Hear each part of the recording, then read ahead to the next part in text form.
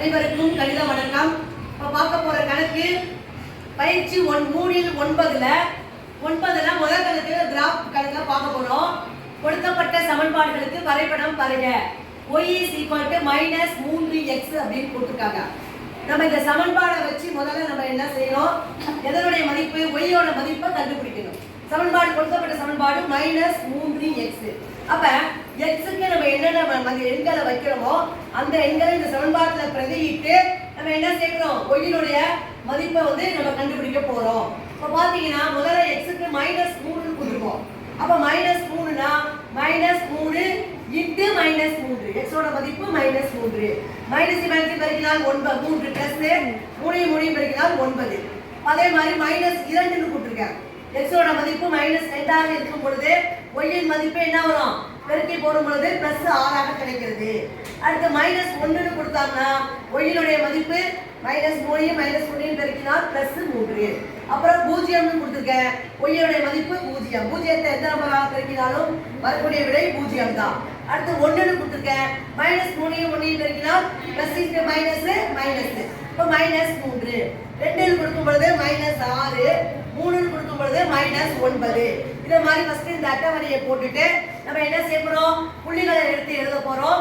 ஒரு அட்டவணையை கிரியேட் பண்றோம். x க்கு -3 ஆக இருக்கும் பொழுது y க்கு 9.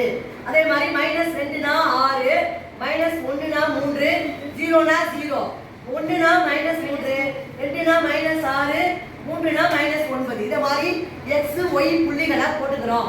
போட்டுட்டு நம்ம இந்த புள்ளிகளை குறிக்கும் பொழுது கிடைக்கக்கூடிய சமன்பாடு y -3x. y -3x அப்படிங்கிற ஒரு சமன்பாடு இப்ப கிடைக்க போகுது.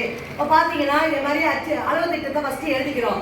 x அச்சுல 1 சென்டிமீட்டர் என்பது 1 அலகு, y அச்சுல 1 சென்டிமீட்டர் என்பது 3 அலகுகளாக போட்டுக்கிறோம். இப்ப புள்ளிகளை குறிக்க போறோம்.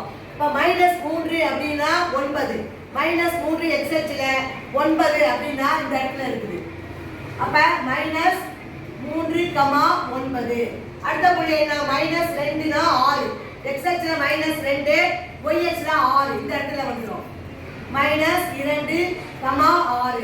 அடுத்து x அச்சுல -1, y அச்சுல 3 இந்த இடத்துல புள்ளிகளை குறிச்சுக்கிறோம். 1 -1, 3. அடுத்து x அச்சு 0, y அச்சு 0, 0, 0.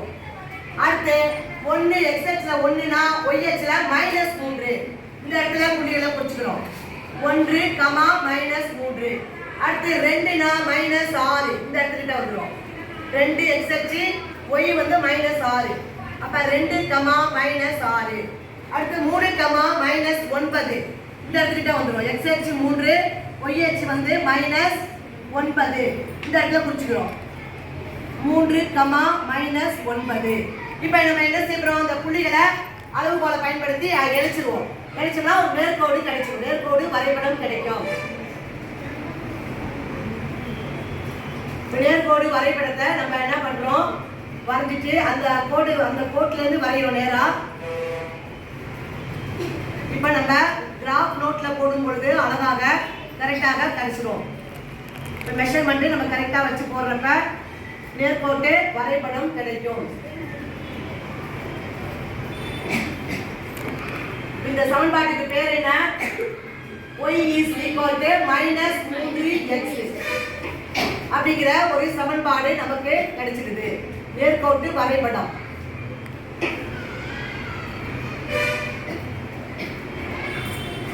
இது வந்து y -3x அப்படிங்கிற ஒரு நேர்கோட்டு வரைபடம் வரைஞ்சிருக்கிறோம். புரிஞ்சுங்களா எல்லாருக்கும்?